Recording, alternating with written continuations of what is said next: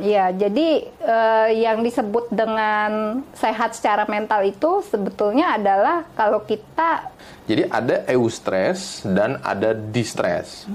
Eustress itu stres. Ya, itu jadi tekanan tuh untuk kita gitu ya. Dan biasanya distress itu sifatnya...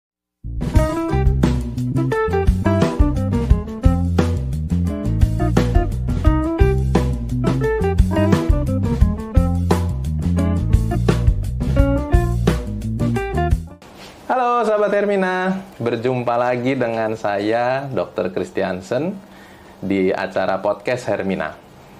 Hari ini kita akan kembali berbincang sejenak mengenai sebuah topik yang akhir-akhir ini terus didengungkan terutama oleh generasi masa kini ya. Dan generasi masa kini ini kita kenal dengan sebutan Gen Z. Jadi dari Gen Z sekarang ini didengung-dengungkanlah sebuah topik yang disebut sebagai mental health. Dan karena topik ini populer, maka siang ini saya mengundang seorang narasumber yang aktif di dunia mental health. Mental. Kalau di dunia kedokteran kami menyebutnya sebagai dokter spesialis psikiatri, spesialis kejiwaan. Bersama saya hari ini sudah hadir ahli kita, Dr. Francisca Irma. Betul ya dok ya? Nama lengkapnya itu ya dok? Betul, Dokter Chris. Apa kabar dokter? Sehat dok? Sehat, oke. Ya. Nah, dokter, seperti yang tadi saya sebutkan, memang kan akhir-akhir ini topik mengenai mental health itu populer ya dok. Tapi kami dan sahabat Hermina juga ingin tahu dok, mental health dari sudut pandang dunia psikiatri itu apa dok?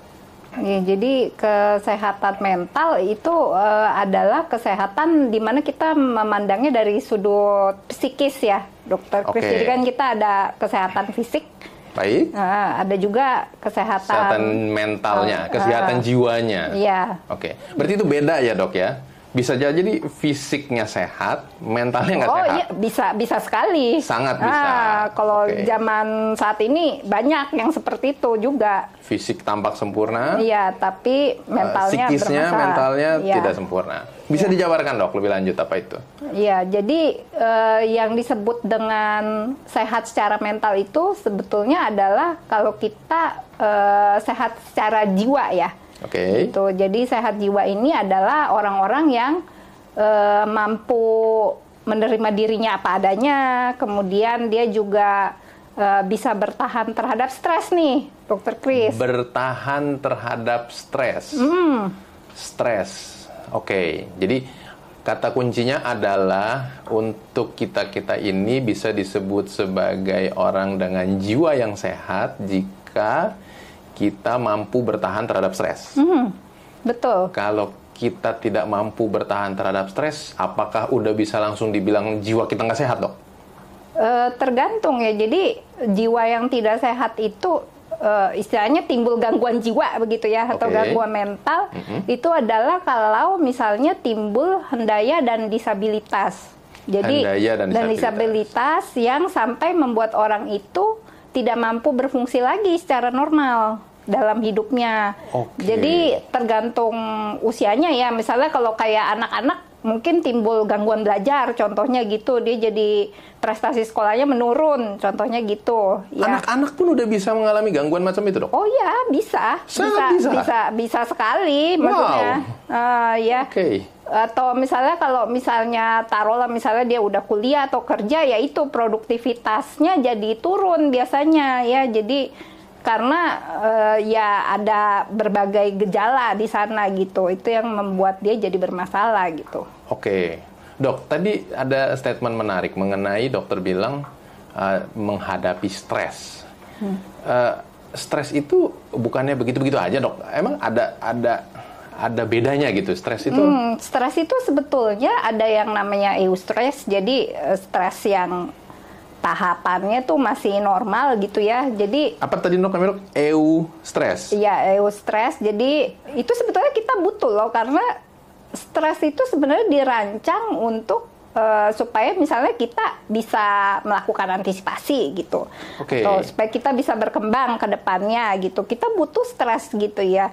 Tapi ketika stres ini sudah tidak bisa dihadapi lagi, timbul yang namanya distress gitu ya. Jadi, nah ini yang distress ini yang akhirnya bisa menimbulkan gangguan yang tadi mental dokter bilang itu ya, yang ada betul. disabilitas dan hendaya. Iya, jadi orang itu jadi bermasalah nanti dia karena dia sudah tidak bisa lagi tuh menghadapi stresnya dia.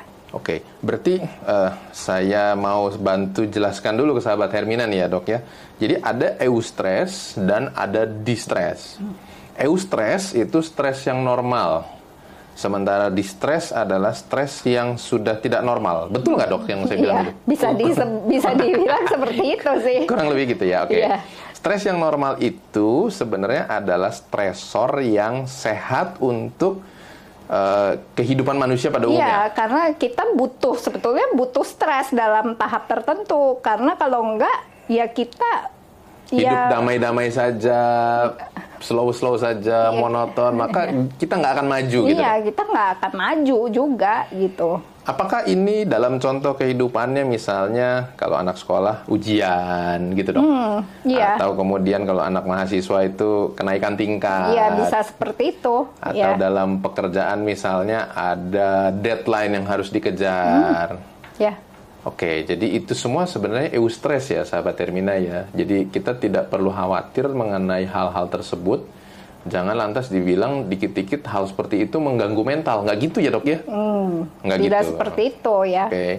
Nah sekarang yang jadi masalah adalah jika hal-hal tersebut tidak mampu kita kelola dengan baik. Iya betul. Ya itu jadi tekanan tuh untuk kita gitu ya. Dan biasanya distress itu sifatnya kronis sih. Jadi berjangka panjang, kecuali dia berat sekali ya. Misalnya contohnya nih, misalnya kehilangan orang terdekat. Nah, itu kan stres yang berat dan terjadi biasanya dalam jangka waktu yang pendek kayak gitu.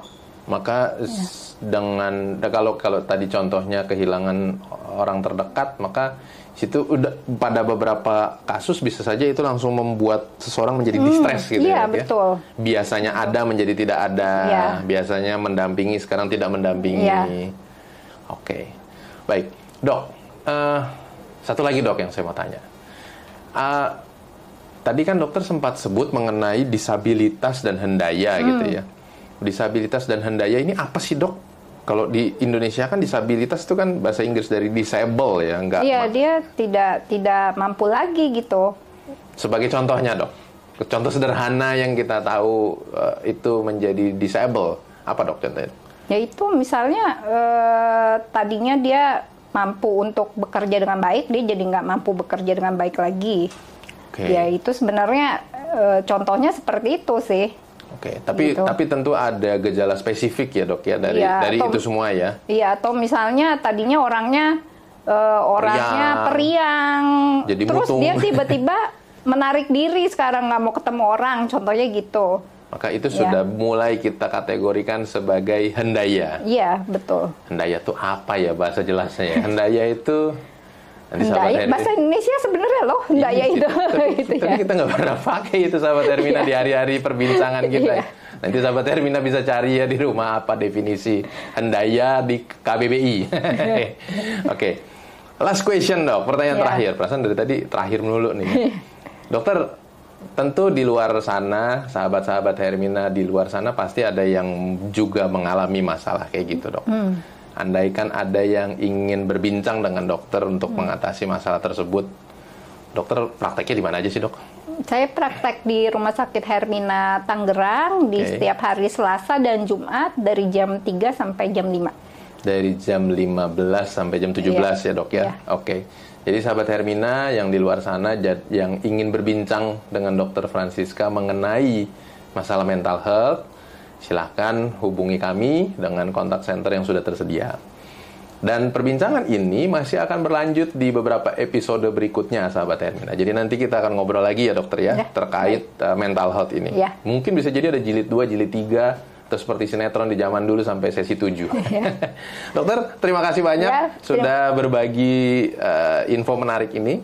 Kita akan ketemu lagi di episode berikut ya, Dok. Baik, Dokter Chris ya. Selamat sore. Terima kasih, Dokter. Bye, sahabat Hermina. Selamat.